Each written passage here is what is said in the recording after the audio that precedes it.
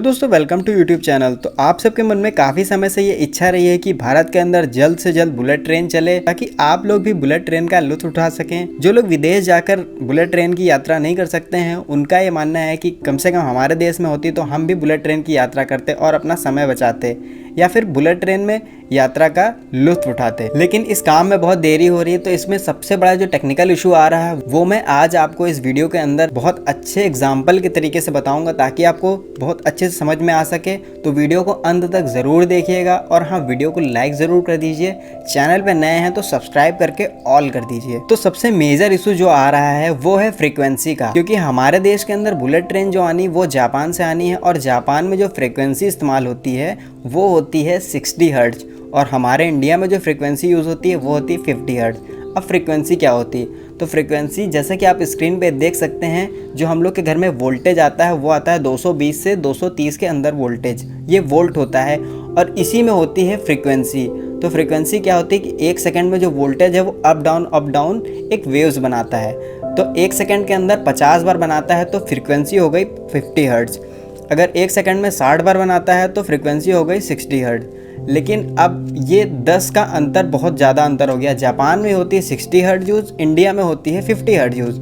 लेकिन अब मैं इंडिया की अगर बात करूं, जैसे आपके घर में 50 हर्ट्ज फ्रीक्वेंसी आ रही है। अब मान लिया आपका एक बल्ब है वो 220 वोल्ट पे ऑपरेटेड और 50 हर्ट्ज पे है, लेकिन अगर आपकी फ्रीक्वेंसी 2 आगे या 2 पीछे हो गई तो आपका जो बल्ब है या फिर जो भी इंस्ट्रूमेंट आपने वोल्टेज से कनेक्ट किया है वो ख़राब हो जाएगा पूरी तरह से। इसलिए हम यहाँ की चीज़ें जापान में नहीं चला सकते और जापान की चीज़ें यहाँ नहीं चला सकते हैं।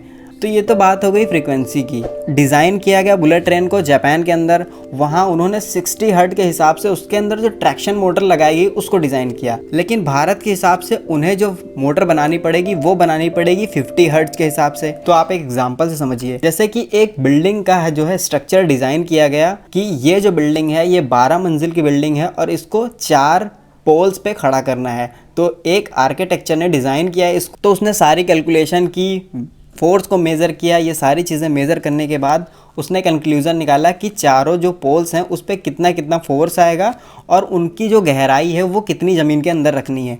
तो ये तो बात हो गई। लेकिन अब कोई आके बोले कि ये हमें अपनी कंट्री में बनाना है यही बिल्डिंग, लेकिन हम चाहते हैं कि वो 3 पोल पे हो। जैसे कि मैंने बताया कि फ्रीक्वेंसी का अंतर है 10 का, ठीक उसी तरह यहाँ पे पोल्स का अंतर आ गया।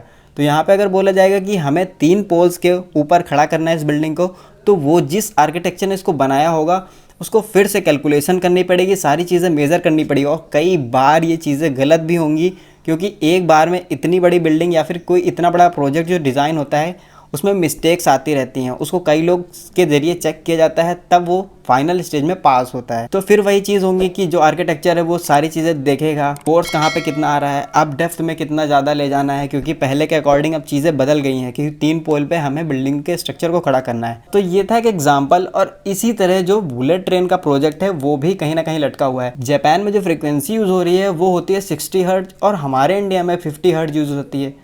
तो इसमें बहुत बड़ा अंतर है और इसकी वजह से इस प्रोजेक्ट में भी काफ़ी लेट हो रहा है। और भी बहुत सारे कारण हैं। लैंड का काम जो है हमारा 70% हुआ है और उसमें भी बहुत सारे लोग ऑब्जेक्शन कर रहे हैं और भी बहुत चीज़ें लेट कर रही हैं, लेकिन ये भी एक मेजर कारण बन रहा है। आशा करते हैं आपको वीडियो समझ में आ गई होगी पूरी तरह से। वीडियो अच्छा लगा है तो लाइक ज़रूर कर दीजिए, अच्छा नहीं लगा है तो डिसलाइक कर दीजिए। कोई मन में सवाल है तो आप कमेंट ज़रूर कीजिए और चैनल को सब्सक्राइब कर लीजिए। मिलते हैं किसी अन्य वीडियो में किसी अन्य टॉपिक के साथ। तब तक के लिए वंदे मातरम, भारत माता की जय।